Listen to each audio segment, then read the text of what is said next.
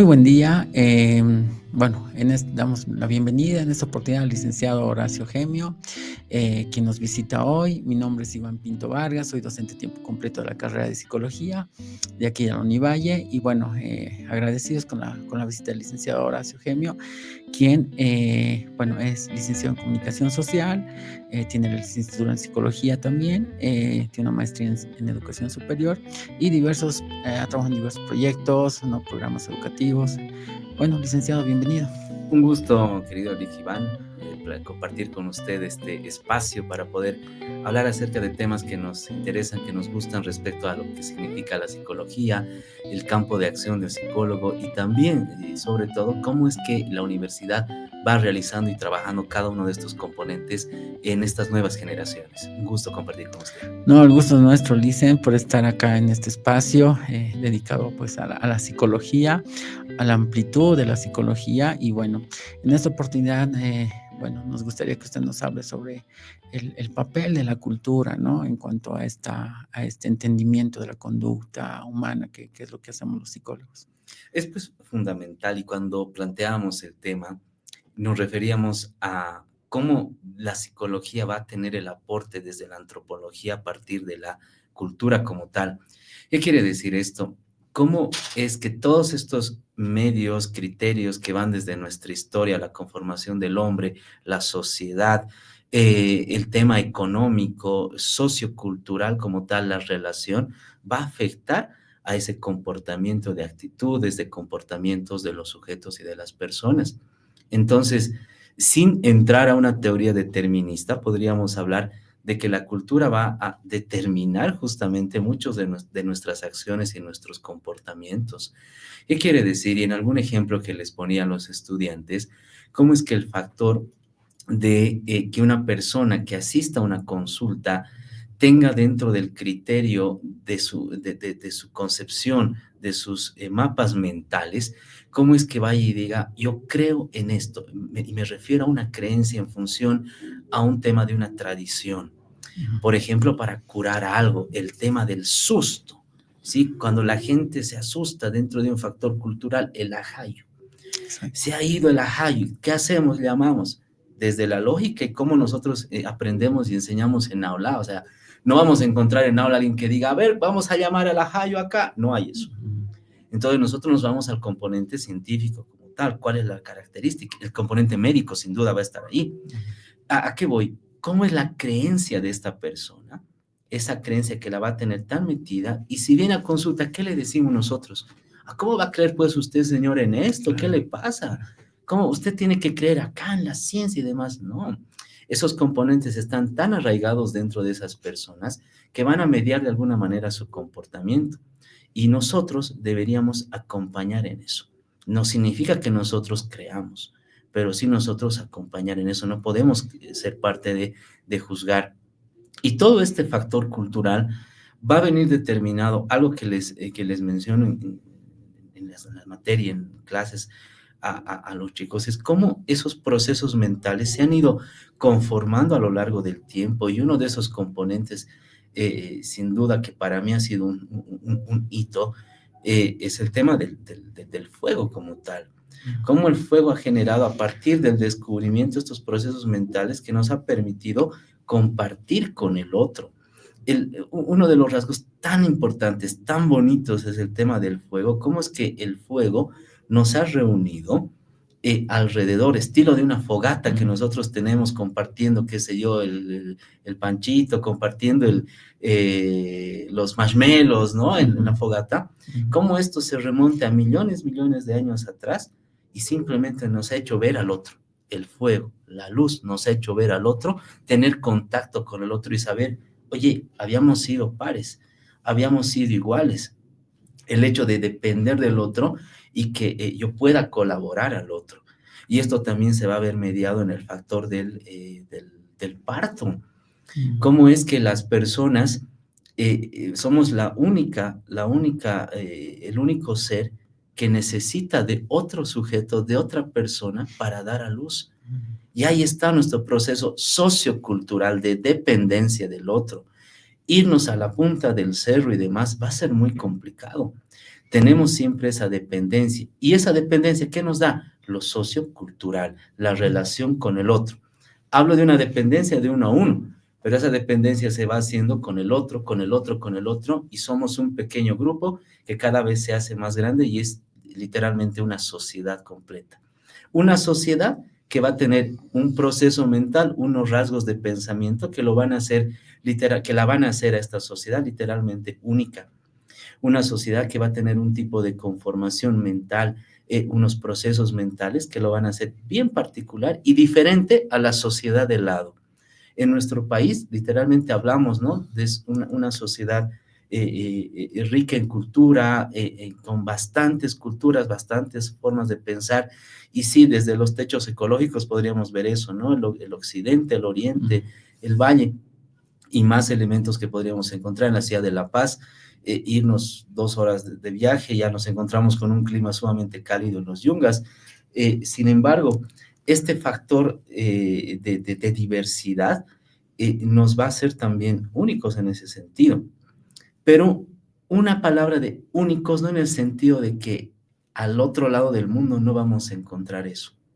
Y aquí entra un factor de esto de lo cultural, que a veces consideramos al criterio cultural solamente como el factor de creencias, el factor de poder ver nuestros ritos, nuestras tradiciones. ¿Es parte de la cultura? Es parte, pero no es lo único. Entonces, desde la concepción teórica, la cultura la vemos como ese conjunto de pensamientos. Ahí entra nuestra área.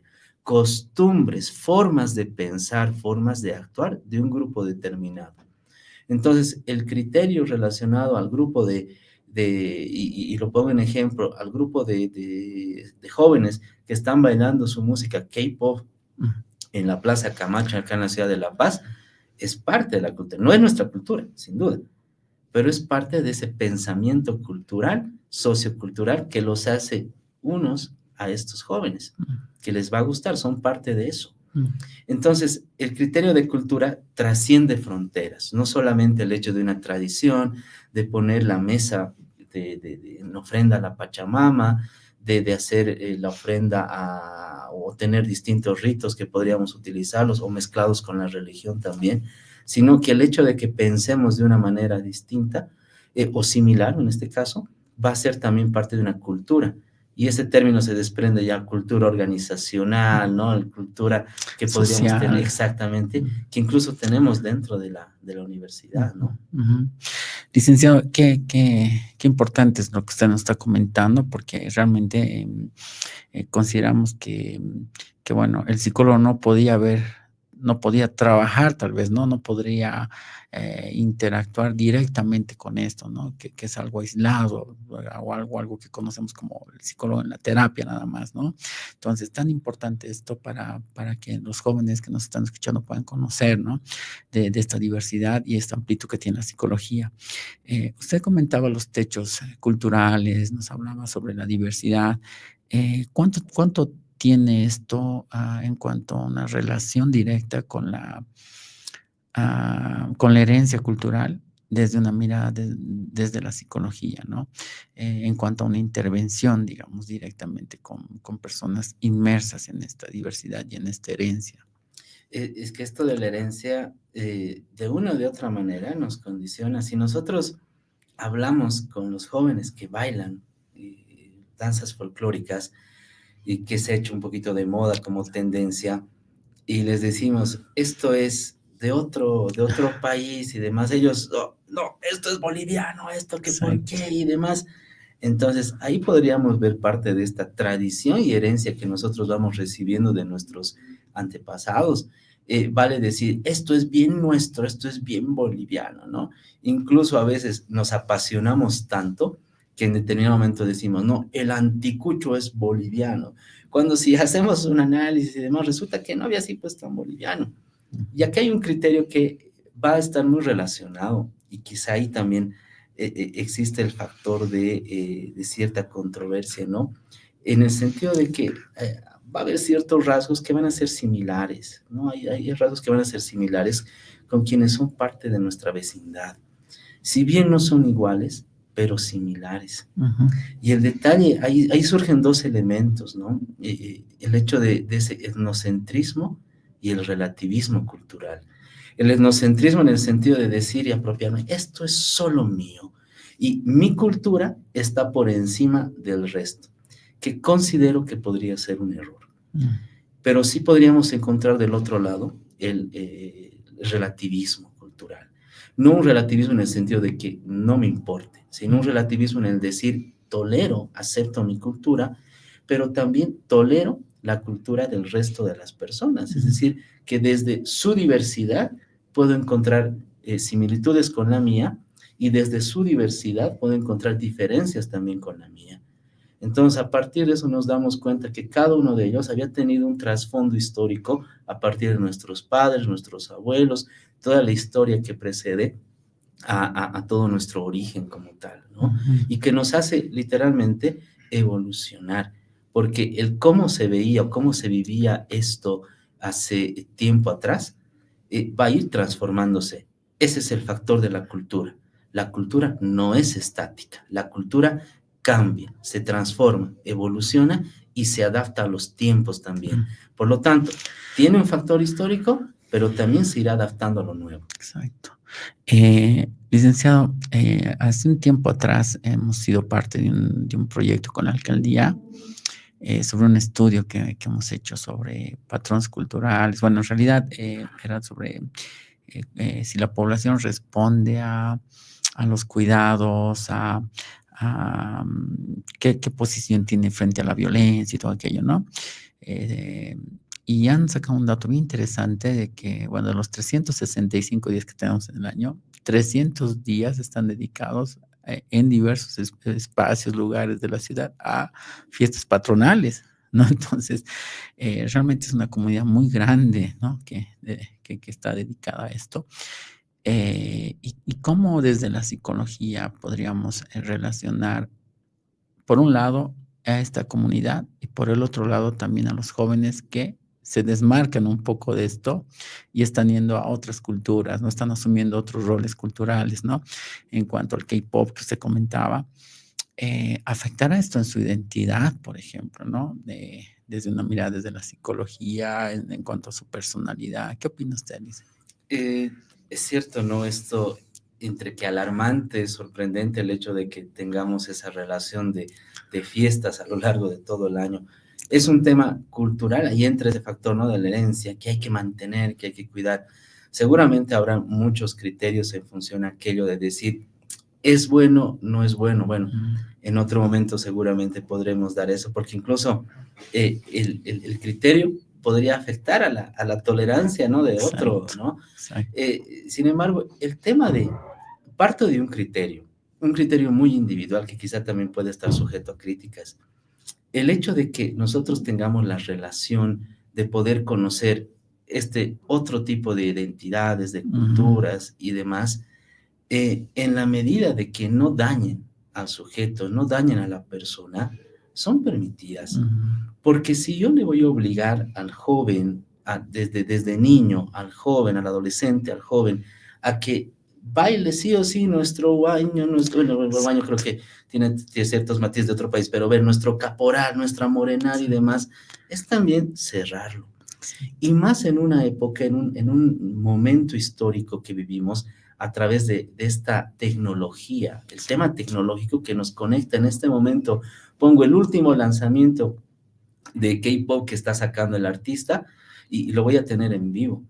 Entonces, en la medida de que esto no lleve a un consumismo Exacto. como tal, que no lleve a que justamente vaya en desmedro de la persona, pues y considero que la persona puede gustar de esto, puede ser libre en ese sentido, siempre y cuando no le afecte desde sus pensamientos, criterios, la parte emocional, y que esto tampoco afecte, este comportamiento tampoco afecte al resto. Ahí entra lo social cultural, no Ujú. puedo afectar tampoco al otro, Exacto. ¿verdad? Entonces, encasillarlos o tratar de obligar a que solamente es nuestra cultura la única, considero que es un error. Y es un error, y esto también considero que, por ejemplo, en el tema psicología educativa, en el tema educacional particularmente, uno de los factores que se da en la enseñanza de algunos maestros a los niños es de que desde pequeñitos, niños, vamos a hacer nuestros carteles en el Día del Agua, vamos a ir a marchar alrededor de nuestra escuela, de nuestro colegio, para que todo el mundo cuide el agua. Bien bonito, lúdico, los niños pintan el agua y salen a marchar alrededor de su escuela. Considero que es un tema que tradicionalmente dentro de esa herencia vamos transmitiendo de manera errónea, porque al niño desde pequeñito ya le estamos enseñando esa cultura que está tan metida dentro de nosotros, ¿sí? Vamos a ir a marchar, así sea la causa buena. Vamos a marchar, vamos a gritar, tal cual vemos en las noticias, exacto, tal cual lamentablemente vemos. Se replica. Exactamente. Y lamentablemente esa cultura, ahí está en ese conjunto de pensamientos, actitudes y comportamientos. Al niño de 5 años ya está, papá, el agua, va a ir a gritar y demás, pero ya está creciendo con eso. Y como eso se va a ver reforzado con el contexto en el cual vivimos, ya tenemos una persona que está preparada con todos los instrumentos para poder marchar, bloquear, hacer esto, para pedir algo que, no digo que no sea justo, pero que nos da y nos enseña la sociedad. Exacto. Y hoy en día, mire, licenciado, nos gustaría que usted nos comente sobre todo este tiempo que está como docente, como psicólogo, como en la parte de psicología y cultura, antropología y psicología educativa. ¿Cuán importante es esto en la formación del psicólogo para estar preparados, digamos, a lo que vamos a tener como sociedad? Si bien, por ejemplo, los tiempos han cambiado, no sé si usted recuerda, por nuestra época de formación, tendríamos tal vez alguna materia, pero que no era tan relacionada al contexto, ¿no? Hoy en día, por ejemplo, podemos ver en jóvenes que quieren hacer sus tesis sobre esto del K-pop, sobre esto de la identidad, sobre esto de los patrones culturales. De pronto están inquietos en conocer la relación con estudios. Por ejemplo, hemos tenido la oportunidad de ser parte de una tesis donde hacían un proyecto para los choferes de minibuses, por ejemplo, ¿no? En cuanto a la agresividad y todo. Y hoy en día estamos viendo muchas conductas, ¿no? Relacionadas a esto. ¿Cuán importante, licenciado, es la formación del estudiante aquí en Univalle? Y cómo esto implica en el rol del psicólogo, en los desafíos que tiene el día de mañana a partir de este contexto, de este ambiente?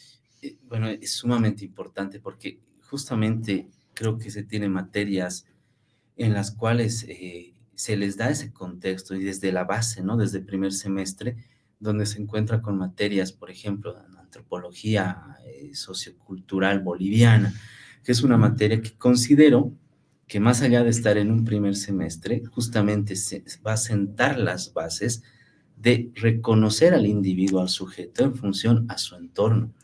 ¿Y qué es lo que se les menciona y se les dice en esta materia a partir de sus contenidos? El psicólogo tiene que tener la mirada y la perspectiva clara de ver lo que sucede a su alrededor sin llegar a generar patologías en cada uno de los demás.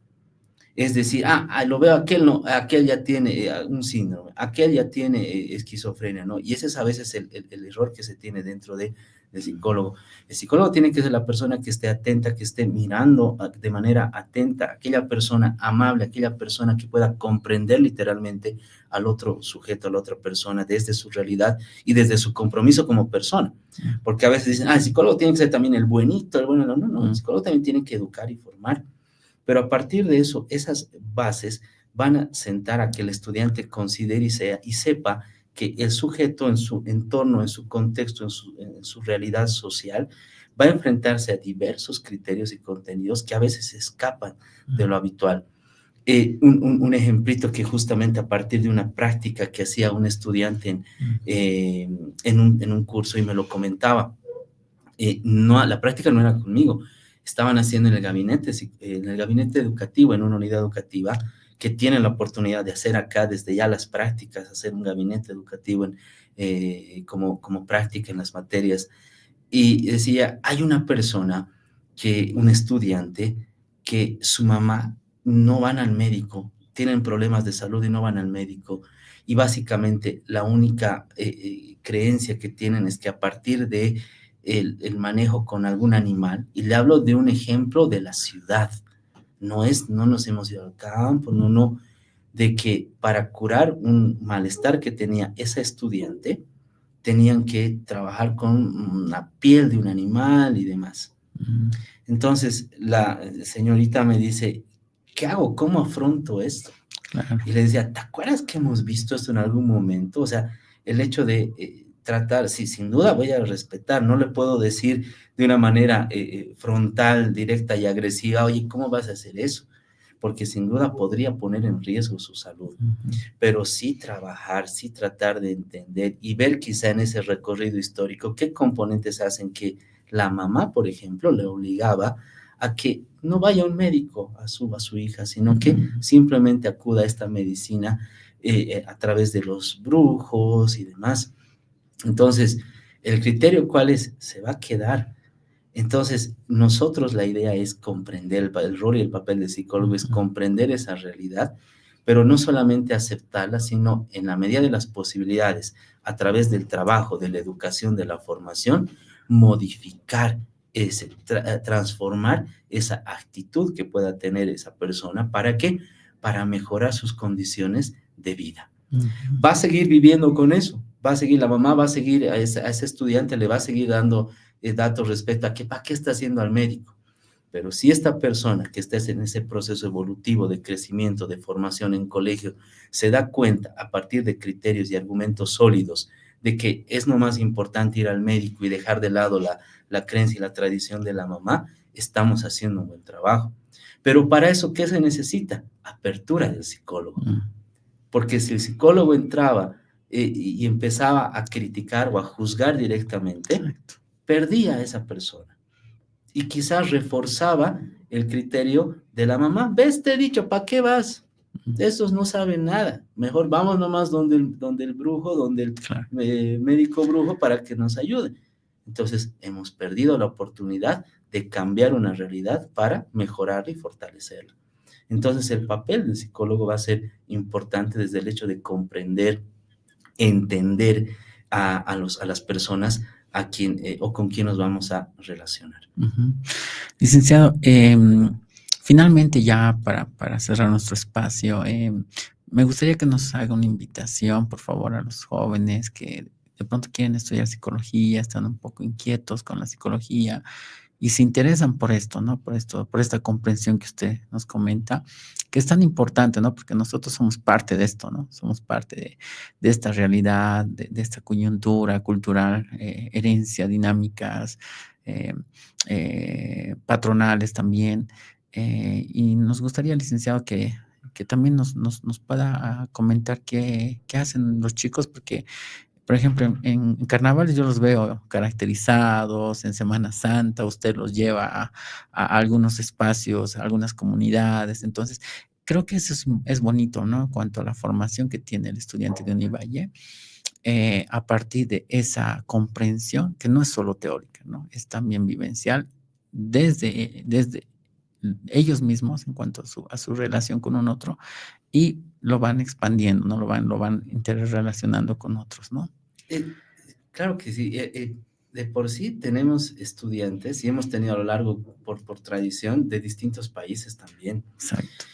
Y es bonito ver, por ejemplo, hay una materia que es antropología socioeconómica, sociocultural boliviana.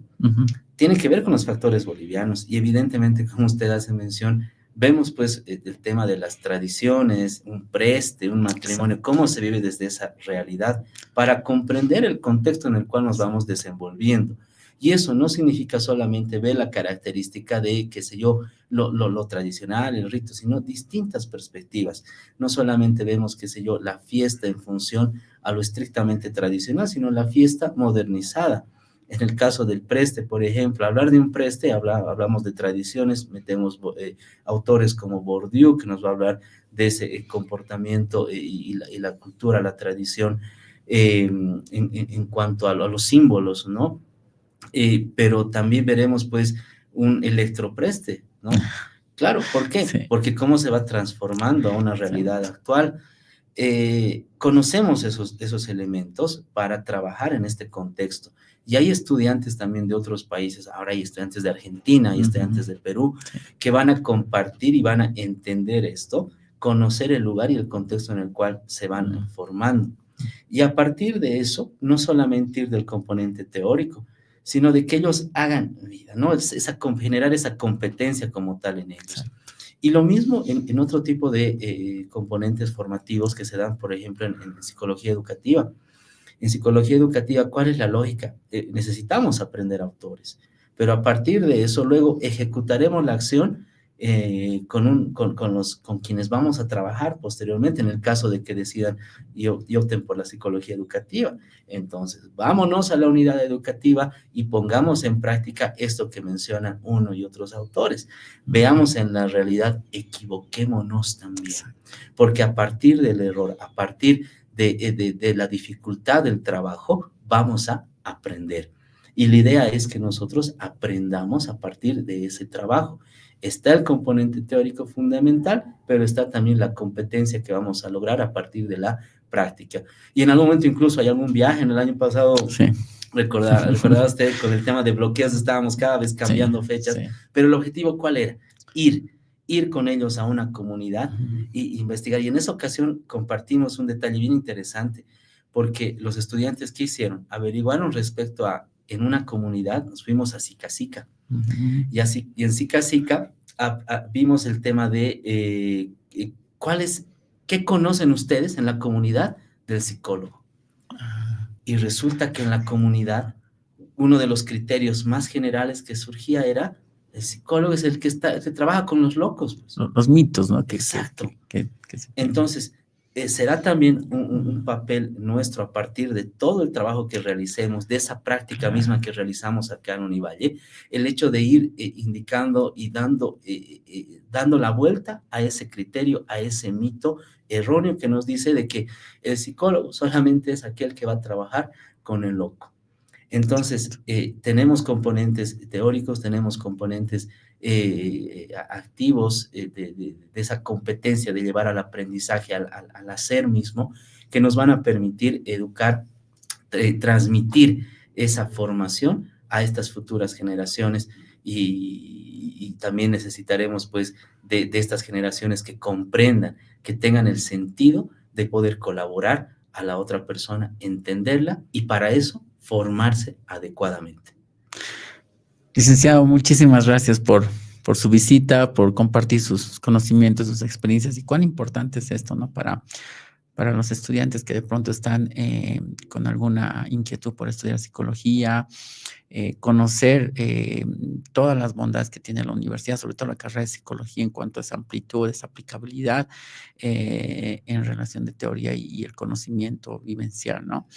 Agradecemos, licenciado, su visita y, bueno, el compartirnos este espacio con todos nuestros seguidores.